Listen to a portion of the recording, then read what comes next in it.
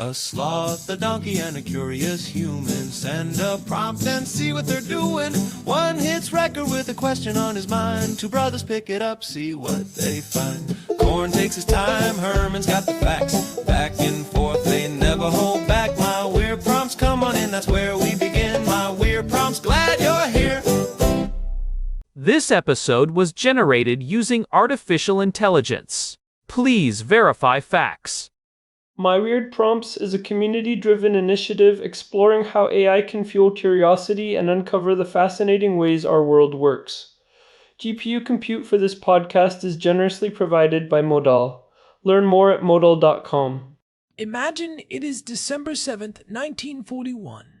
A Japanese diplomat in Washington is frantically trying to translate a 14-part message to deliver to the United States State Department. Even as the bombs are already falling on Pearl Harbor, there is this desperate, almost bureaucratic scramble to ensure a formal declaration of war is handed over. It feels like a scene from a different planet compared to how things work now. Today, as we look at the headlines on this 22nd of March, 2026, we might see 500 drones crossing a border in the middle of the night, and the only official statement we get is a post on social media or a vague press release about a special operation or a targeted counterstrike. Today's prompt from Daniel is about that massive shift, the slow, quiet death of the formal declaration of war, and why countries have decided that being legally at war is actually a massive inconvenience they would rather avoid at all costs. Herman Poppleberry here, and I have been diving deep into the archives for this one. This is such a fascinating evolution in statecraft because it represents a fundamental move from war as a legal status to war as a series of kinetic events. In 1941, when Japan declared war on the United States and the British Empire, they were following a script that had been refined over centuries. That script was codified in the Hague Convention of 1907. Specifically, Convention 3 required that hostilities should not commence without a previous and explicit warning, in the form either of a reasoned declaration of war or of an ultimatum with a conditional declaration of war. It was about notice. It was about making sure the international community knew exactly when the rules of peace ended and the rules of war began. It was meant to prevent what the 19th century lawyers called treacherous attacks. It sounds almost gentlemanly in a dark way, like you are tipping your hat before you start shooting. But why did we care so much about the notice back then? Was it just about being polite? Or were there actual gears turning in the background that required that formal letter? Oh, the gears were massive, Corn. A formal declaration of war was like flipping a giant master switch for a nation's entire legal and economic system. It was not just a piece of paper, it was a jurisdictional trigger. Domestically, in the United States, a declaration of war triggers hundreds of emergency powers. It allows the government to seize property, take control of communications, and manage the labor force in ways that are totally illegal during peacetime.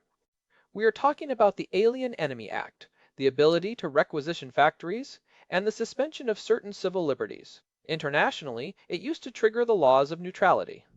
If the United States and Japan are formally at war, then every other country in the world has to decide if they are neutral or if they are joining in. If they stay neutral, they have very specific duties under international law regarding how they treat the warships of the belligerents. They cannot let a warship stay in their port for more than 24 hours, for example.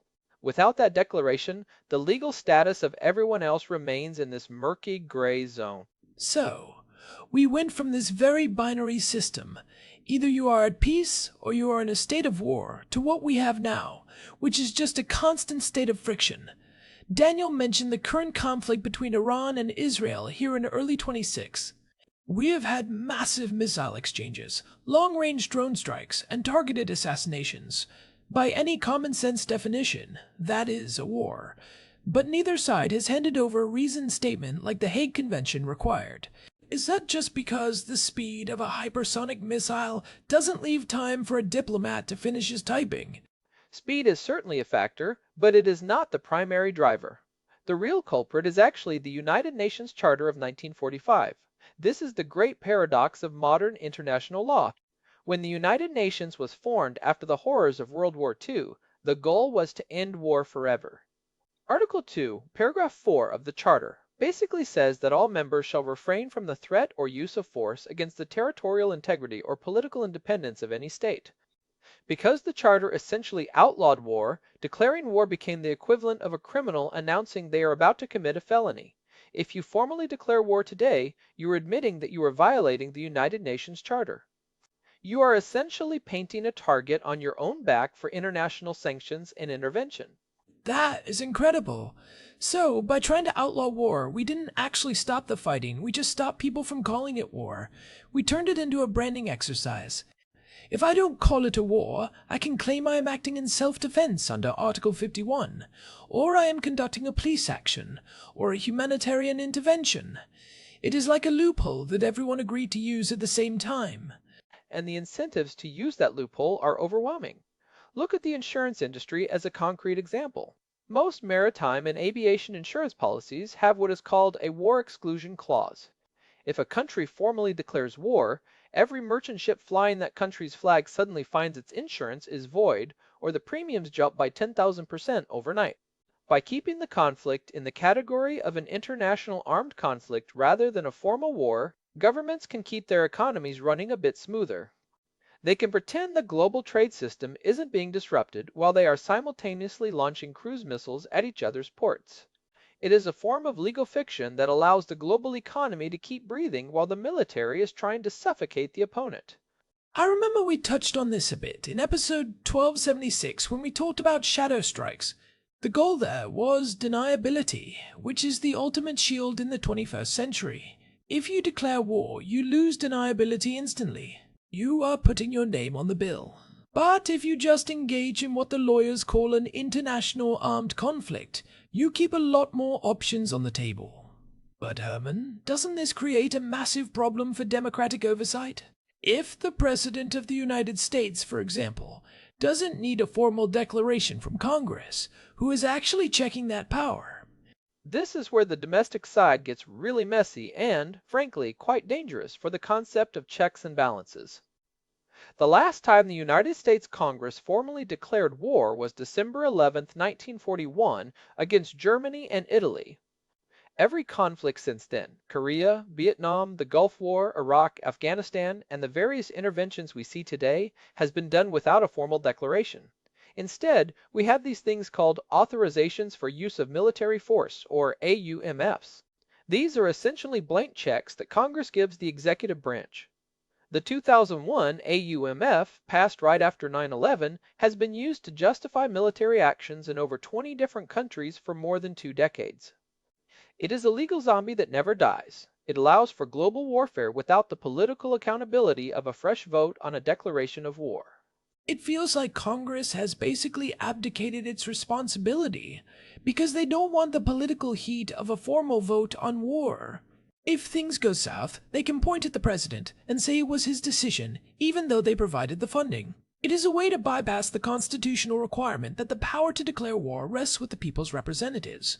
You get the kinetic action without the political accountability. It is war by proxy of the executive branch. There was a serious attempt to fix this with the War Powers Resolution of 1973. It was passed over President Nixon's veto right at the end of the Vietnam War. The idea was to force the president to consult with Congress before sending troops into hostilities. It created a 60-day clock. If the president sends troops, he has 60 days to get congressional approval, or he has to bring them home. But in practice, every president since then has argued that the act is unconstitutional, or they have found ways to wiggle around the definitions. For example, during the 1999 NATO intervention in Kosovo, the Clinton administration argued that because they were only using air power and no boots on the ground, the War Powers Resolution didn't strictly apply in a way that required them to stop after 60 days. They called it a humanitarian intervention to avoid the war label entirely. So, the definition of war has been sliced so thin that it basically doesn't mean anything anymore to the people in power. Or for the people on the ground, the distinction is meaningless. If a drone hits your house in 2026, you don't care if the lawyers in Washington called it a kinetic activity or a declared war. But I want to go back to the Iran and Israel situation Daniel brought up. Why specifically in that conflict do we see this avoidance of the formal label? Is it just about the United Nations, or is there a regional strategic reason? In that specific case, a formal declaration of war would be an escalation that neither side can easily walk back from. In the Middle East right now, especially with the tensions we have seen throughout early 26, both sides are engaged in what is often called managed escalation. You want to hit your opponent hard enough to deter them, but not so hard that you trigger a total regional conflagration that draws in the United States or Russia.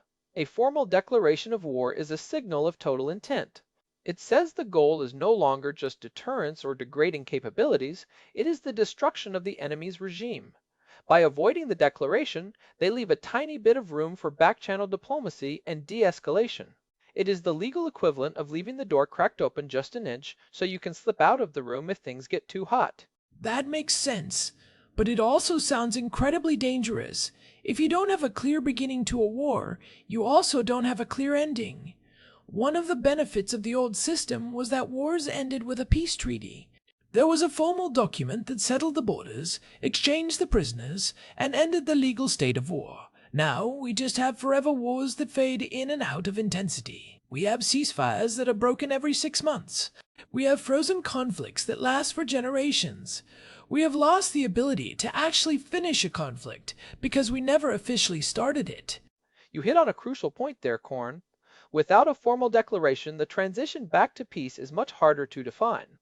In episode 926, we talked about the legal adrenaline of a state of emergency. When a country is in a state of armed conflict, the executive branch gets to keep all those extra powers. If the war never officially ends because it was never officially declared, the government never has to give those powers back. We see this in how emergency laws passed during the height of a crisis stay on the books for decades. In the United States, there are dozens of national emergencies still active from the 1970s and 80s. It becomes a permanent expansion of the state. The state of war becomes the state of being. It is the ultimate executive power hack. You get to act like a commander-in-chief with wartime authority without ever having to face the legislative hurdles or the public debate that a formal declaration would require.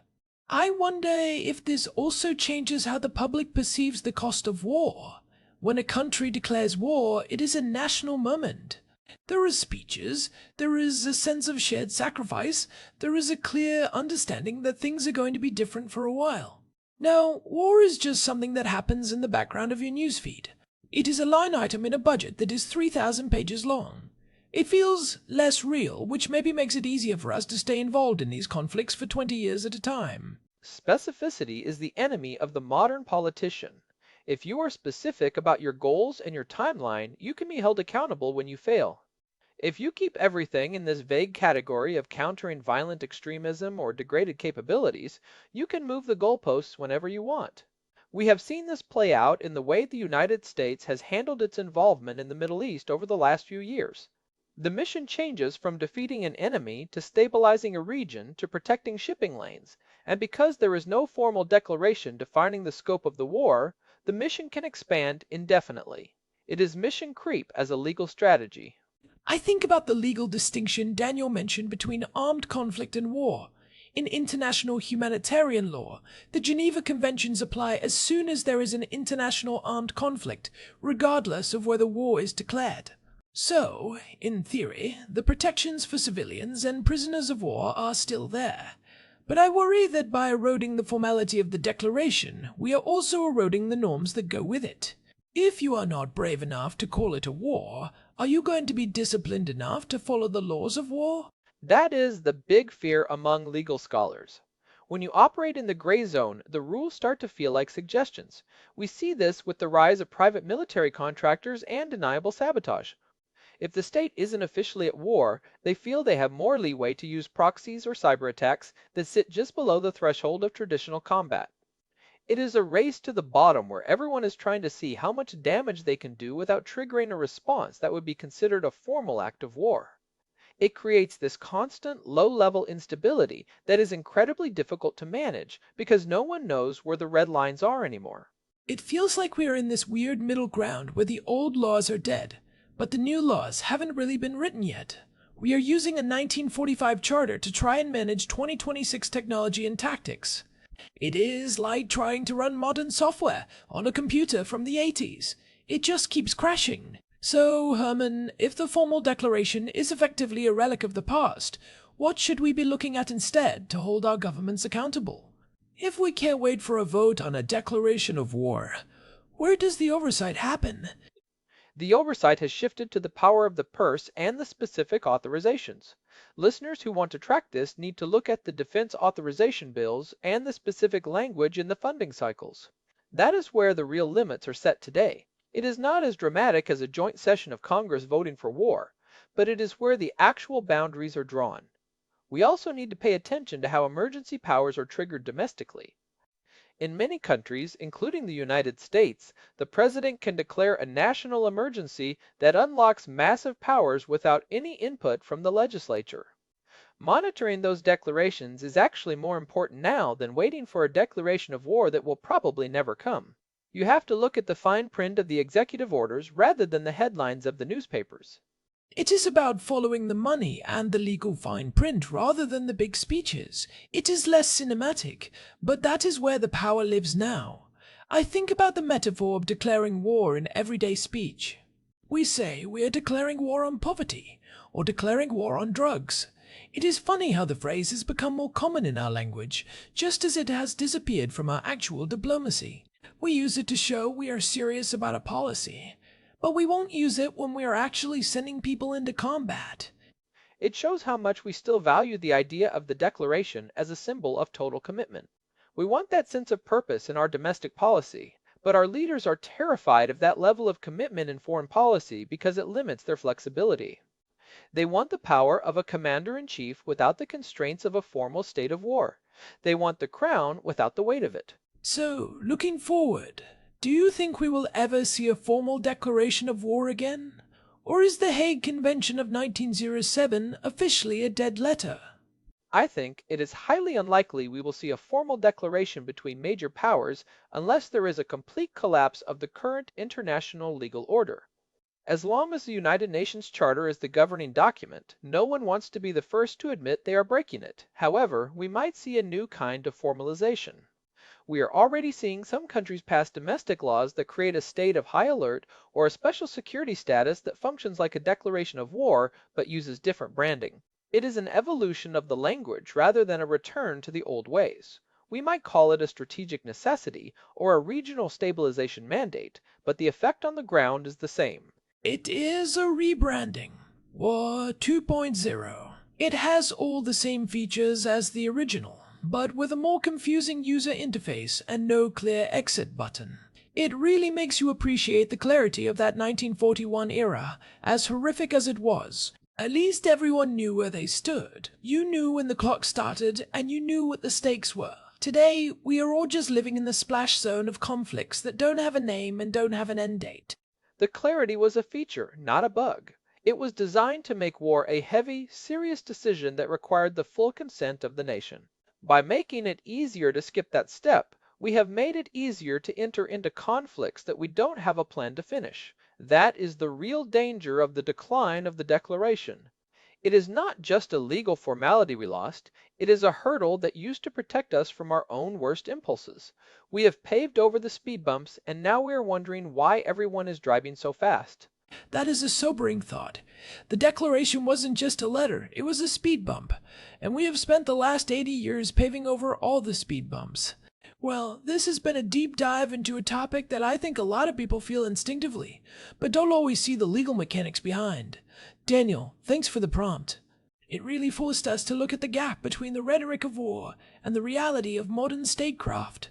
It is a gap that seems to be getting wider every year.